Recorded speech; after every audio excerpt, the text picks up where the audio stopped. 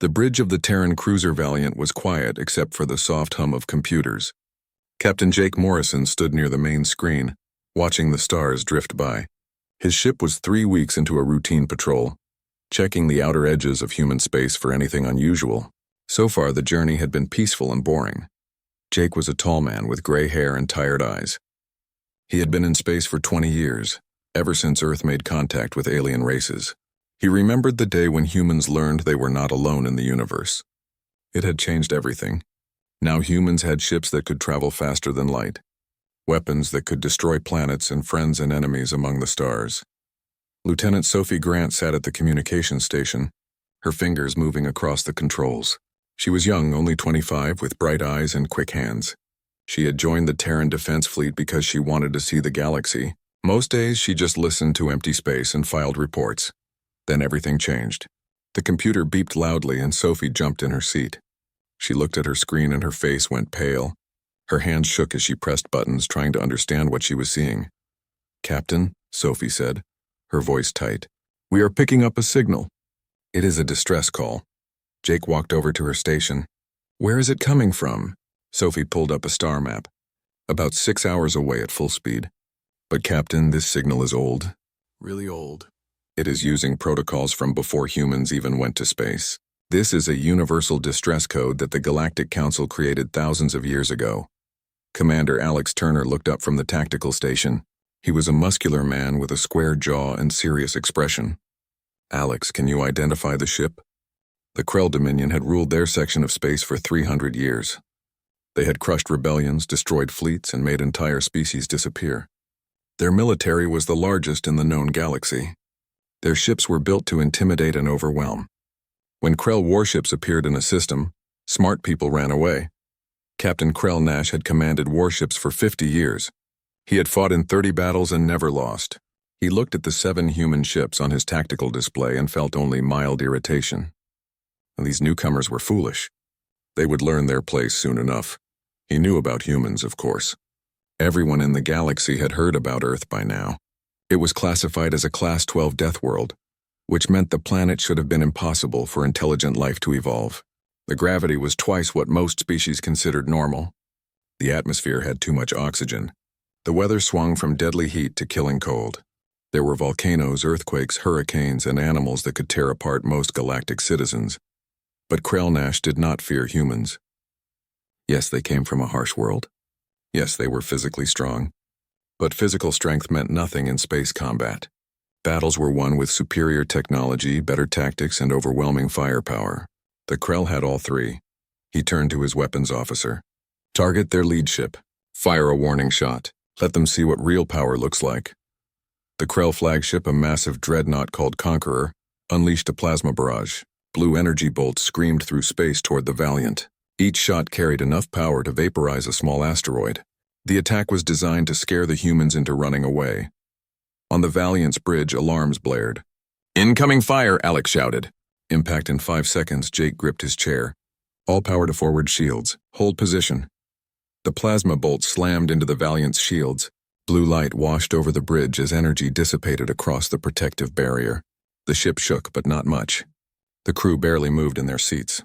Growing up on Earth meant dealing with gravity that would crush most aliens. A little ship shaking was nothing. Alex checked his display. Shields at 87%. Hull integrity perfect. No casualties. Jake smiled coldly. "Return fire. Show them what we brought." The Valiant carried weapons that most galactic militaries had abandoned centuries ago. Railguns were considered primitive and inefficient. Why use solid projectiles when you could fire beams of pure energy? The answer was simple. Energy could be dispersed by shields. Solid matter moving at incredible speeds could not. The Valiant's main railgun fired. Magnetic coils accelerated a tungsten slug to a fraction of light speed. The projectile crossed the distance to the Krell flagship in less than a second. It hit the shields like a hammer hitting glass. Krell Nash watched in shock as his shields collapsed. The tungsten slug punched through the energy barrier and slammed into his ship's hull. Armor designed to withstand plasma fire crumpled like paper.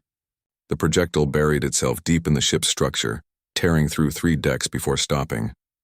"Damage report," he roared. His crew scrambled to respond. "Hull breach on decks 7 through 9. Shields offline. 20 casualties. Repair teams responding. Krell felt something he had not experienced in years. Fear. What kind of weapon was that? The rest of the human fleet opened fire. The destroyer Ironclad, commanded by Lieutenant Commander Nicole Harper, charged straight at the second Krell warship. Nicole was from Texas, and she flew her ship like she was in a bar fight. Fast, aggressive, and willing to take risks that would make any sane person nervous.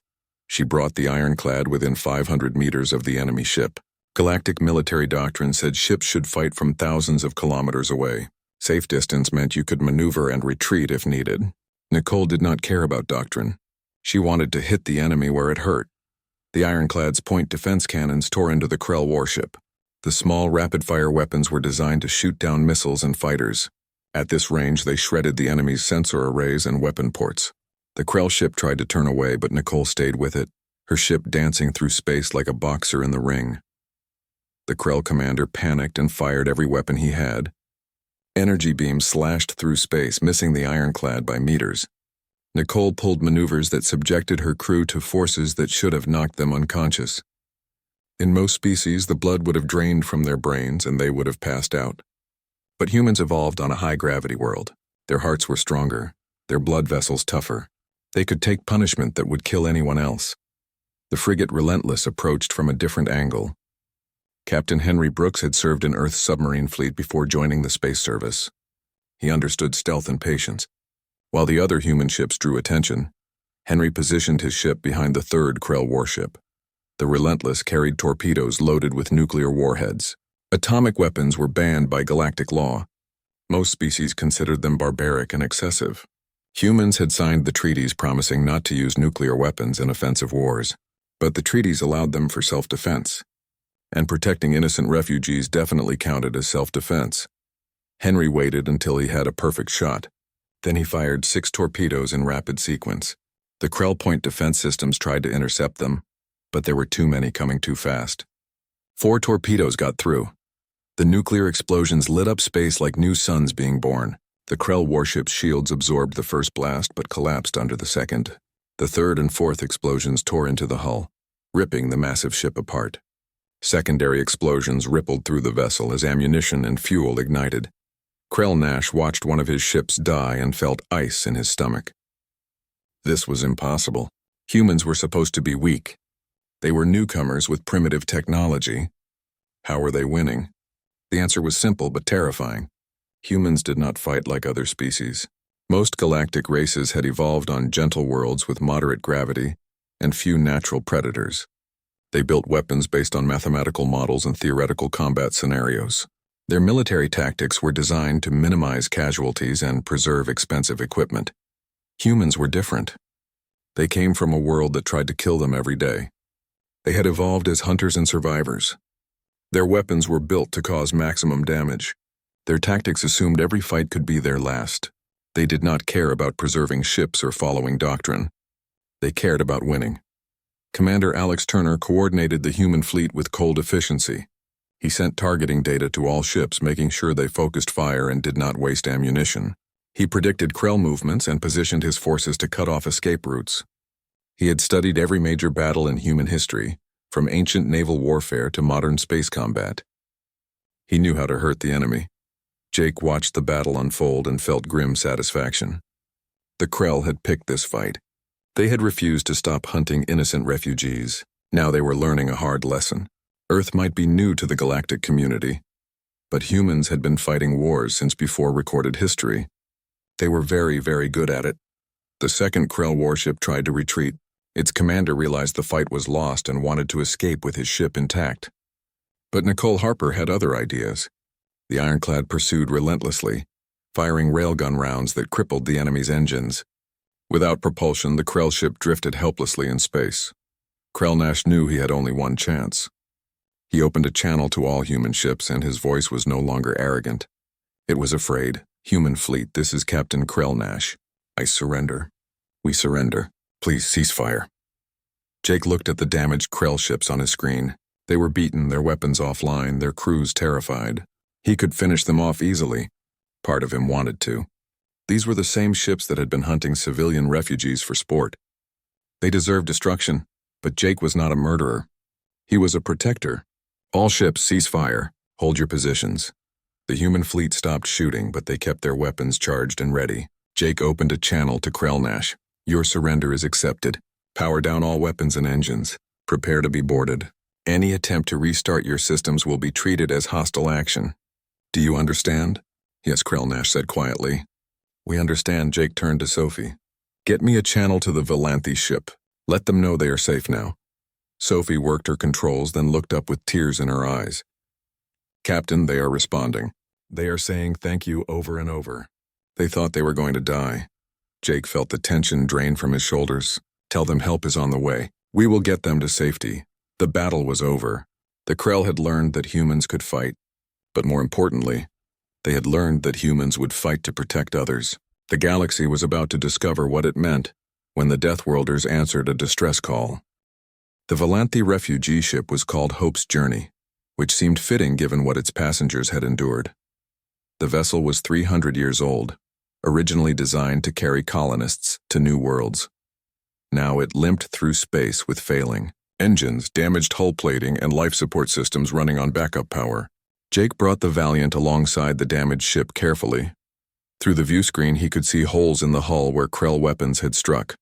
Atmosphere leaked from several breaches, forming small clouds of frozen air that glittered in the starlight. It was a miracle the ship was still intact. Dr. Lisa Patterson assembled her medical team in the cargo bay. Lisa was a short woman with quick hands and a no-nonsense attitude. She had worked in emergency rooms on Earth before joining the fleet, dealing with everything from car accidents to natural disasters. She was used to chaos and pressure. All right, people, Lisa said to her team. We have 2,000 refugees on that ship. Many will be injured, sick, or traumatized. We treat them like we would treat humans, with respect, compassion, and the best medical care we can provide. Questions? One of the medics raised his hand. Doctor, what do we know about Valanthi biology?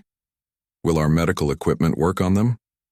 Lisa pulled up information on her tablet. Valanthi are amphibious. They breathe through gills and lungs.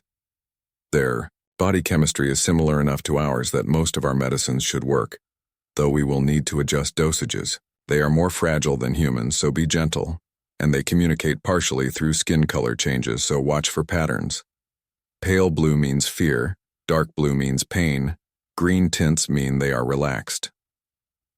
The Valiant extended a docking tube to the refugee ship. Jake authorized a boarding team led by Sophie. The young lieutenant had volunteered immediately when Jake mentioned needing someone with good people skills. Sophie had 3 younger siblings back on Earth and was used to dealing with scared kids. The boarding team wore full environmental suits, not knowing what conditions they would find. When the airlock opened, Sophie stepped through into the Valanthi ship and immediately understood how bad things were. The interior was dim, lit only by emergency lights.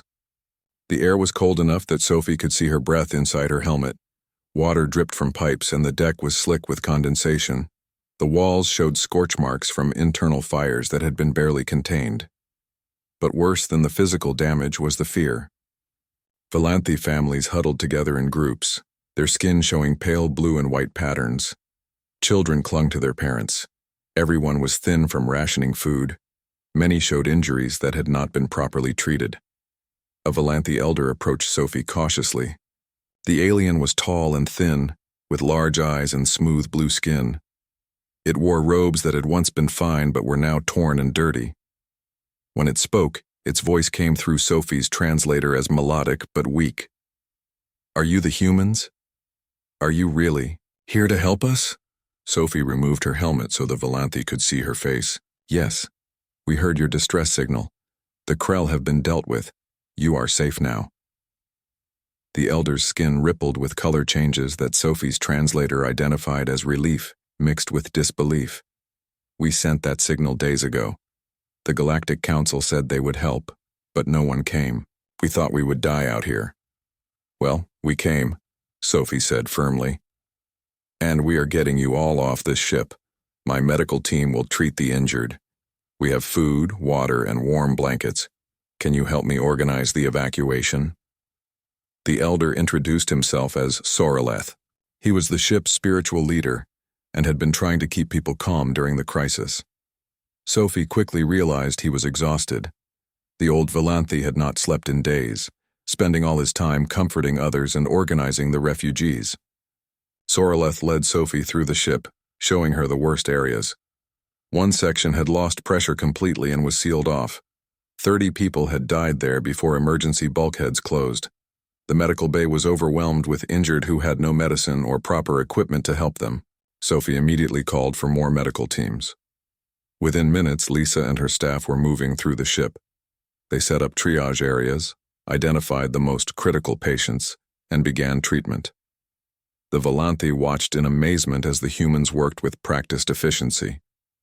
A group of Valanthi children approached Sophie cautiously. They had heard stories about humans, scary stories. Tales said that humans were predators from a death world, that they had sharp teeth and ate meat, that they were violent and dangerous. The children's skin showed patterns of fear and curiosity mixed together. The oldest, a young female named Kelsara, spoke in a small voice. "Are you going to eat us?" Sophie almost laughed but managed to keep a straight face. "No, sweetie, we do not eat people. We eat food, just like you. Would you like to see?" She pulled out a ration bar from her kit and broke it into pieces. The children watched nervously as she ate a piece, then offered them some. Kelsara took a small bite, and her skin immediately showed surprised green patterns. It was sweet and good. Soon Sophie was surrounded by children, all wanting to try human food and ask questions. She showed them pictures of Earth on her tablet. They were amazed by the oceans and mountains. She told them about her siblings and how they played together. She sang them a lullaby her mother had taught her when she was young. The evacuation took 6 hours. The human ships did not have enough room for all 2,000 refugees, so they had to make multiple trips. Some Valanthi went to the Valiant, others to the Ironclad or Relentless. The humans gave up their own quarters, sleeping in shifts so the refugees could have beds. The human crew showed endless patience and kindness. They helped elderly Valanthi, who could barely walk. They carried injured on stretchers. They found toys for children and warm drinks for adults. They worked until they were exhausted, then kept working anyway. Jake watched his crew perform miracles and felt proud beyond words. These were the same people who had fought the Krell with brutal efficiency just hours ago. Now they moved through, the refugee ship with gentle hands and kind smiles, treating strangers like family. Soraleth found Jake on the Valiant's bridge after all the refugees had been evacuated. The old Valanthi's skin showed deep blue patterns that the translator identified as profound gratitude mixed with confusion. "Captain Morrison, why did you come? Your people owe us nothing. You risked your ships, your lives. Perhaps you're standing with the Galactic Council." "Why?" Jake looked at the elder with genuine surprise, as if the question itself was strange. "You sent a distress signal. We heard it. What else could we do? But we are strangers. We are not even the same species." Jake smiled. "On Earth, we have an old tradition. It goes back to when humans first went to sea in ships made of wood. When someone is in trouble on the water, you help them. It does not matter if they are friend or enemy, rich or poor. You help because someday you might be the one who needs saving. We call it the law of the sea." He gestured to the stars visible through the view screen. "Now we are in space instead of on the ocean. But the rule is the same. When someone calls for help, we answer. That is what it means to be human." Soraleth felt moisture forming in his large eyes. Earth tears looked different from Valanthi tears, but the emotion was the same. He had lived for 200 years and traveled to 100 worlds. He had met dozens of species and studied countless cultures, but he had never encountered anything like humans. Most advanced species had grown cynical. They had learned that the galaxy was dangerous, and helping others was risky. They looked out for themselves first, and worried about others maybe later.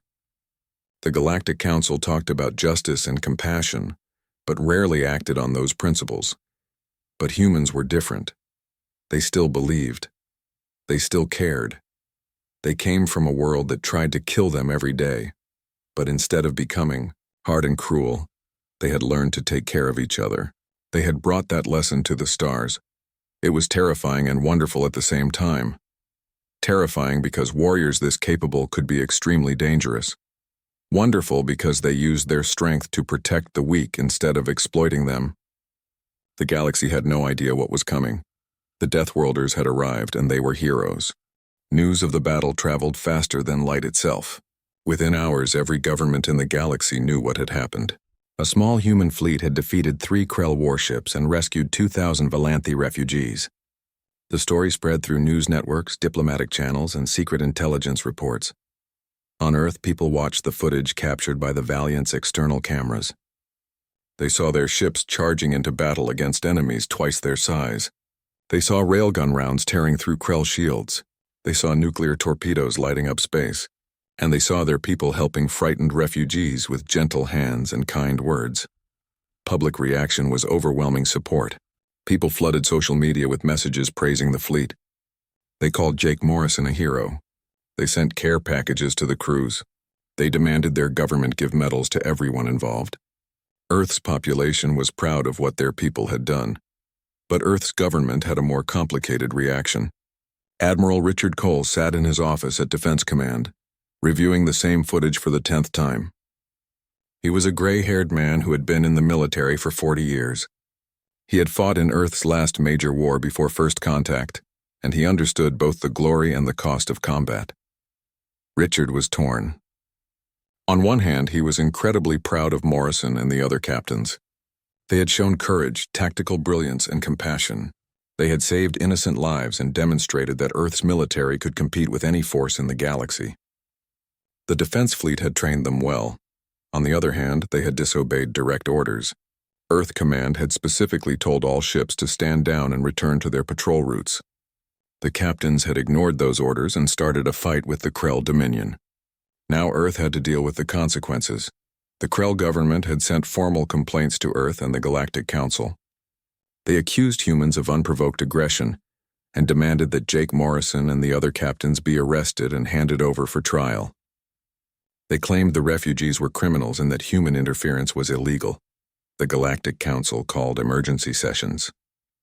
Delegates from hundreds of species gathered to debate what should be done.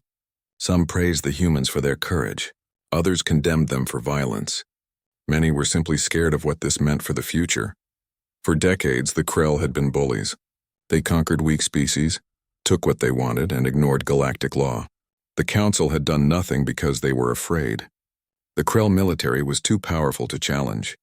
It was easier to look away and pretend nothing was wrong. Now the humans had proven the Krell could be beaten. That changed everything. If one small human fleet could defeat 3 Krell warships, what could the full Earth military do? What would happen if other species decided to stand up to the Dominion? The balance of power in the galaxy was shifting. Admiral Cole received a call from the President of Earth. The President was a calm woman who had been a diplomat before entering politics. She believed in careful negotiation and avoiding unnecessary conflicts, but she also had a strong sense of right and wrong. "Admiral, what are we going to do about Morrison and the others?" she asked. Richard leaned back in his chair. "Madam President, they disobeyed orders. By military law, they should face court-martial. But by every other measure, they did exactly what they should have done. They saved 2,000 innocent lives. Can we really punish them for that? The Krell want us to hand them over. The Krell can want whatever they like. We are not giving them our people. Morrison and the others are heroes. If we punish them, what message does that send to the rest of the fleet? That we only want soldiers who follow orders blindly, even when those orders are wrong?" The President sighed. "You are right, but we need to show the Council that we take this seriously. We cannot just ignore military protocol." Richard thought for a moment. "Give them formal reprimands for disobeying orders. Make it part of their official records, but also give them medals for valor and humanitarian service. Promote Morrison to Commodore. Show that we value both discipline and moral courage." The President smiled. "That is a very political solution, Admiral. I approve. Now what about the Valanthi refugees? Where are we taking them? We have a colony world called New Haven. It is only 20 years old, but it is stable and has room for more people. The colonists have already voted to accept the Valanthi. They are preparing housing and resources." "Good. Make sure the Valanthi know they are welcome. And Admiral, start preparing defensive plans. The Krell are not going to forget this. They will want revenge." Richard nodded. Already working on it, Madam President. Across the galaxy, other species watched and learned. The Valanthi were not the only ones suffering. Dozens of smaller civilizations lived in fear of larger empires. Pirates raided merchant ships with impunity. The Galactic Council made laws but rarely enforced them. Justice was a luxury that only powerful species could afford. But now there was hope. The humans had shown they would stand up for others. They had risked everything to save strangers. Maybe, just maybe, there was someone who would answer if you called for help. On New Haven, the Valanthi refugees began to settle into their new lives. The human colonists welcomed them with open arms. They helped build homes adapted for amphibious species. They created underwater gardens where Valanthi could feel comfortable. They shared their food, their resources, and their friendship. Valanthi children attended human schools. They learned about Earth and its history. They were amazed by stories of humans climbing mountains, exploring oceans, and surviving in environments that would kill most species. They began to understand why humans were different. Soroleth worked with human diplomats and military advisors. He shared everything he knew about the Krell Dominion. He provided maps of their territory, information about their military capabilities, and details about their political structure. If the Krell came for revenge, Earth would be ready. Jake Morrison received his promotion to Commodore in a ceremony broadcast across Earth and to all human colonies. Admiral Cole himself pinned the new rank insignia on Jake's uniform. The Admiral also handed him a formal reprimand for disobeying orders and a medal for extraordinary valor. Jake accepted both with equal grace. After the ceremony, Richard pulled Jake aside for a private conversation. "You put me in a difficult position, Commodore Morrison." "I know, sir. I am sorry for that. But I would do it again." Richard smiled. "I know you would. That is why I promoted you.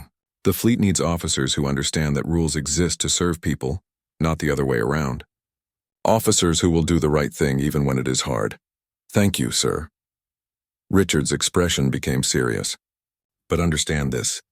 What you started cannot be stopped now. Other people will look to humanity for help. They will send distress signals expecting us to answer. We cannot save everyone. We do not have enough ships or people. Choices will have to be made, and some of those choices will be painful." Jake nodded slowly. "I understand, sir, do you? Because the easy part is over. Fighting the Krell was simple. They were bad guys doing bad things. But the galaxy is complicated. Not every situation will be so clear. Not every call for help will be genuine. And sometimes the people we save will disappoint us. Then we will deal with those situations as they come. But we cannot become cynical. The moment we stop caring is the moment we lose what makes us human." Richard studied the younger officer for a long moment, then nodded. "You are right. And that is why you are going to command humanity's new rapid response fleet. We are creating a dedicated force to answer distress calls. You will have 12 ships and the authority to deploy them as you see fit. Think you can handle it?" Jake felt a mixture of pride and responsibility settle over him. "Yes, sir. We will not let you down. I know you will not. Now go. You have a fleet to organize and a galaxy to protect." As Jake left the Admiral's office, he thought about what lay ahead. The galaxy was a big place full of danger and injustice, but it was also full of good people who needed help. And now they knew that if they called, someone would answer. The Deathworlders had arrived, and they were ready to serve. 6 months passed.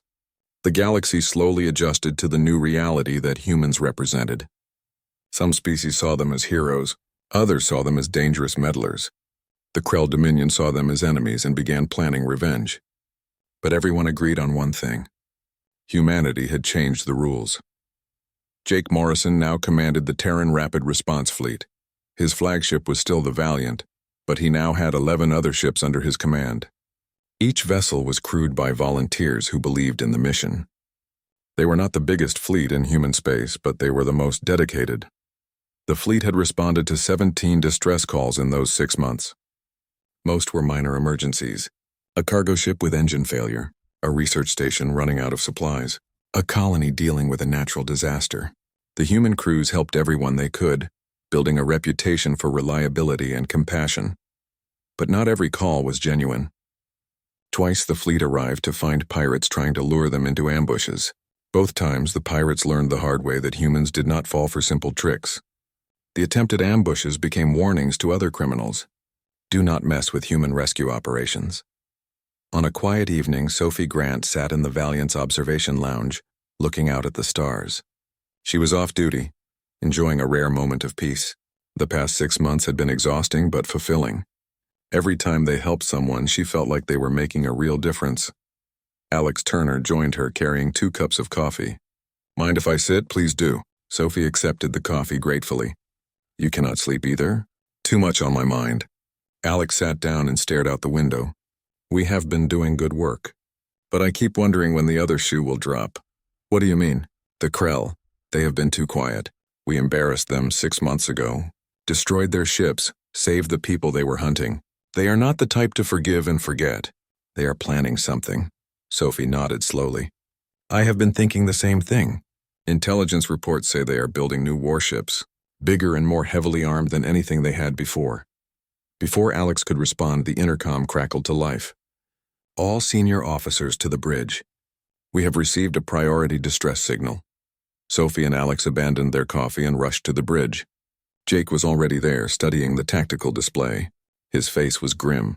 "Report," Jake said as his officers took their stations. The communications officer, a young man named Peter Lane, pulled up the signal data. "It is coming from the Thexian Commonwealth. A merchant convoy is under attack by pirates in the Outer Rim. They are requesting immediate assistance." Jake knew about the Thexian Commonwealth. They were a peaceful alliance of trading species. They had little military power but controlled important trade routes.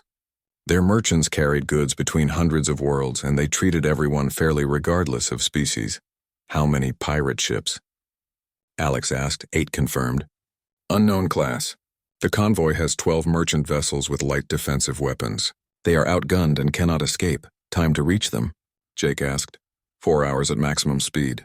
"But sir, there is something odd. The pirates are using Krell identification codes. Old ones, but definitely Krell." The bridge went silent. Alex looked at Jake with concern. "It could be a trap. The Krell could be using pirates as bait to lure us out." Jake considered the possibility. It was definitely suspicious, but he also knew that if they ignored the call and the threat was real, innocent people would die. "That is a risk we have to take. All ships prepare for immediate departure." Battle stations. The fleet jumped to faster-than-light speed, racing toward the Thexian convoy. Jake spent the travel time reviewing everything they knew about Krell tactics. If this was a trap, it would be well-planned and dangerous. They dropped out of faster-than-light travel at the edge of the combat zone. The tactical display lit up with contacts. The Thexian convoy was clustered together, their shields failing under sustained fire. 8 pirate ships circled them like sharks, taking their time destroying the helpless merchants. But there was more. Alex's sensors detected additional ships hiding in the shadow of a nearby asteroid field. 15 Krell warships sitting dark and quiet, waiting. "It is a trap," Alex confirmed. "The pirates are bait. The Krell are waiting for us to engage. Then they will jump us from behind." Jake studied the situation. 15 Krell warships against his 12 ships. The odds were not good. But the Thexian convoy was dying.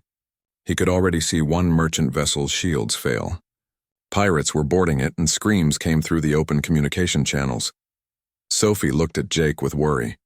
"Sir, we should call for backup. We cannot take on that many Krell ships alone. Backup is 6 hours away. The convoy does not have 6 hours. They do not even have 1 hour." Alex gripped his console. "If we engage, we might not make it out. This could be a suicide mission." Jake looked at his crew. He saw fear in their eyes, but also determination. They knew what they had signed up for. When they joined the Rapid Response Fleet, they had accepted that one day they might be asked to risk everything. He thought about the Thexian merchants dying out there. Families who were just trying to make a living. People who had done nothing wrong except be in the wrong place at the wrong time. He thought about the law of the sea, the ancient tradition that said you help those in distress. And he made his choice. Send a message to Earth Command. Tell them our situation and our intentions. Then open a channel to all ships in the fleet. Sophie worked her controls. "Channel open, sir." Jake took a deep breath. "All ships, this is Commodore Morrison. We have detected a Krell ambush force. We are outnumbered and outgunned. This will be the hardest fight we have faced. Some of us may not make it home. But there are innocent people down there who need our help. They sent a distress call, and we are going to answer it. Because that is what we do." That is what it means to be human. We are going in. Morrison out. Responses came back from every ship in the fleet. No one questioned the order. No one suggested retreat. They were all in. Nicole Harper's voice came through from the ironclad. Well said, Commodore. Let us go remind the Krell why you do not mess with Deathworlders, Henry Brooks added from the Relentless. We have fought worse odds. Remember, we come from a planet that tried to kill us every day. These Krell do not scare us. Jake felt pride swell in his chest. These were his people. Brave, determined, and unwilling to abandon those who needed help. Whatever happened next, they would face it together. All ships attack pattern Delta. Target the pirates first, protect the convoy. When the Krell reveal themselves, we switch to defensive formation. Make every shot count. And remember, we are not trying to win. We are trying to hold out until backup arrives. Now let us go save some lives. The human fleet surged forward, weapons charging. In the asteroid field, the Krell ships came to life, their engines flaring as they prepared to spring the trap. The biggest battle humanity had ever fought in space was about to begin, and the whole galaxy was watching. The human fleet hit the pirate vessels like a hammer. Jake's ships moved in perfect coordination, each one targeting a different enemy. The pirates, expecting easy prey, suddenly found themselves fighting for their lives against warriors who knew exactly what they were doing. The Valiant's railguns spoke first, sending tungsten rounds through space at incredible speed. 2 pirate ships exploded in rapid succession, their shields useless against kinetic weapons. The other pirates scattered, their formation breaking apart as they realized this fight was not going their way. But the trap was sprung. The 15 Krell warships emerged from the asteroid field, their weapons already charged. They had been waiting for this moment, planning their revenge for 6 months. Now they would destroy the human fleet and prove that the earlier battle had been luck. Switch to defensive formation, Charlie, Jake ordered. Protect the convoy at all costs. Do not let the Krell get through. The human ships repositioned themselves between the Krell fleet and the Thexian merchants. It was a defensive stance that left them vulnerable, but it kept the convoy safe. The humans were outnumbered, but they had 2 advantages. They were protecting something worth dying for, and they came from Earth. The Krell opened fire with everything they had. Plasma bolts, particle beams, and missile barrages filled space. The human shields absorbed incredible punishment, energy screens flaring with each impact. Ships shook and alarms blared, but the crews held their positions. Nicole Harper pushed the ironclad to its limits, dancing through enemy fire with skill that bordered on reckless. She destroyed 1 Krell ship with a close-range railgun barrage, then spun away before the dying vessel could crash into her. But her luck ran out when 3 Krell ships focused their fire on her simultaneously. The ironclad shields collapsed under the combined assault. Energy beams tore into the hull, ripping through armor and causing secondary explosions. Nicole fought to maintain control, but her ship was dying. This is ironclad. We have lost engines and weapons. Hull breaches on multiple decks. We are dead in space. Jake felt his heart sink. Can you evacuate? Negative. The Krell are moving in to finish us. It has been an honor, Commodore. Before Jake could respond, Henry Brooks interrupted, Relentless to ironclad. Hold tight, Nicole. We are coming. The frigate Relentless burned hard toward the crippled ironclad, positioning itself between Nicole's ship and the approaching Krell. Henry's vessel was smaller and more lightly armed than the destroyers, but he did not hesitate. His shields absorbed the enemy fire meant for Nicole. Henry, your shields cannot take much more of that, Nicole warned. Then I guess we better make this count. Henry launched every remaining torpedo he had.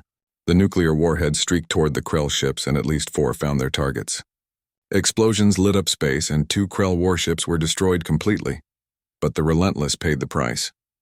Krell weapons tore through its weakened shields and into the hull.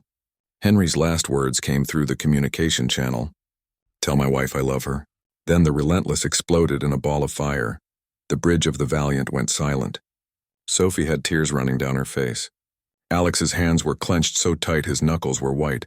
Jake felt rage and grief warring inside him, but he forced himself to stay calm. His people needed him to be strong. Henry Brooks had bought them time and saved Nicole's crew. Jake would not let that sacrifice be wasted. All ships concentrate fire on the Krell flagship. If we take out their commander, the rest might break. The remaining human vessels turned their weapons on the largest Krell ship. Railgun rounds and missiles converged on the target from multiple angles. The Krell flagship's shields held for a few seconds, then collapsed. But before the human weapons could destroy the ship, the other Krell vessels moved to protect their commander, forming a defensive screen. The battle had lasted 30 minutes, and the humans were losing. They had destroyed 7 Krell ships, but at the cost of the Relentless and several damaged vessels. The Ironclad was disabled. Other ships were reporting critical damage and casualties. Then Sophie shouted from her station, "Commodore, new contacts coming out of faster-than-light travel. Multiple ships. They are broadcasting human identification codes." Jake's heart leaped. Backup had arrived early. 8 more human warships dropped into normal space, led by Admiral Richard Cole himself aboard the Carrier Guardian. The Admiral's voice came through the communication channel, calm and authoritative. "This is Admiral Cole to all human forces. We received your distress signal and came as fast as we could. All ships engage the Krell fleet. Let us finish this." The fresh human ships tore into the Krell formation. Fighters launched from the Guardian, swarming over the enemy vessels like angry bees. The Krell, already battered from fighting Jake's fleet, found themselves caught between 2 forces. The Krell commander realized his trap had become his doom. He tried to order a retreat, but it was too late. Human ships cut off his escape routes. One by one, the Krell warships were destroyed or forced to surrender. The flagship, surrounded and with no way out, finally powered down its weapons. The battle was over. The Thexian convoy was saved, but the cost had been high. The Relentless was gone, along with 73 brave souls. The Ironclad was barely functional. 3 other ships needed major repairs. Hundreds of people were injured. Jake sat in his command chair, exhausted and grief-stricken. They had won, but it felt hollow. Henry Brooks had been a good friend and an excellent officer. His crew had families waiting for them back home. Families who would never see them again. Admiral Cole contacted Jake privately. "That was well done, Commodore. You held them off long enough for us to arrive. You saved the convoy and destroyed a significant portion of the Krell military. Earth is proud of you." Jake's voice was tired. "We lost the Relentless, sir. Henry and his entire crew, I know. Henry was one of my best officers. But he died doing what he believed was right. He saved his fellow humans and protected innocent people. That is the best death any of us can hope for. It does not feel like enough, sir, it never does. But look at what you accomplished. The Thexian Commonwealth is alive because of you. Those merchants will go home to their families. Their children will grow up knowing that when they needed help, someone answered." "That matters, Jake." The Thexian convoy sent messages of gratitude that poured in for days. The merchants spoke of the human ships that had charged into impossible odds to save them. They told their governments, their families, and anyone who would listen about the Deathworlders who kept their word. News of the battle spread across the galaxy. The Galactic Council held emergency sessions again, but this time the tone was different. Species that had remained neutral now spoke in favor of humanity. They had seen humans sacrifice themselves for strangers. That kind of courage and compassion could not be ignored. The Krell Dominion, meanwhile, was in chaos. They had lost over 20 warships in 2 battles. Their military was still powerful, but their reputation was shattered. Other species they had oppressed began to rebel, inspired by human courage. The Dominion's empire was cracking. On New Haven, the Valanthi refugees held a memorial service for Henry Brooks and the crew of the Relentless. Thousands of Valanthi came to honor the humans who had started the chain of events that led to this battle. Soroleth spoke at the service, his skin showing patterns of deep respect. He talked about how 6 months ago, humans had saved his people when no one else would. He explained that humans believed in helping others even at great cost to themselves. He said that the galaxy had forgotten what heroism looked like, but humans were reminding everyone. Back on Earth, people mourned the fallen, but also celebrated what they had achieved. Memorials were built, families were supported, and the defense fleet saw record numbers of volunteers. Young people wanted to serve in the Rapid Response Fleet, to follow in the footsteps of heroes. Jake Morrison stood on the bridge of the Valiant, now fully repaired after the battle. His fleet had been reinforced with new ships and crews. The mission continued. Somewhere out there, someone would need help. Someone would send a distress signal across the stars. And when that signal came, the humans would answer. They would come with fire and fury for those who threatened the innocent. They would come with compassion and aid for those who needed rescue. They would come because that was what it meant to be human. That was the law they had brought from Earth to the stars. Sophie approached Jake with a cup of coffee. "Commodore, we just received another distress signal. A colony on the edge of explored space. They are dealing with a natural disaster and need evacuation support." Jake took the coffee and smiled. "Plot a course. Best possible speed. Let them know help is on the way." As the Valiant's engines powered up, Jake looked out at the stars. The galaxy was a big place full of danger and injustice, but it was also full of good people who needed help, and now they knew that someone would answer when they called. The Deathworlders had come to the galaxy not as conquerors or diplomats. They had come as protectors, as heroes, as proof that even in the darkest parts of space there was still light, and that light was called humanity.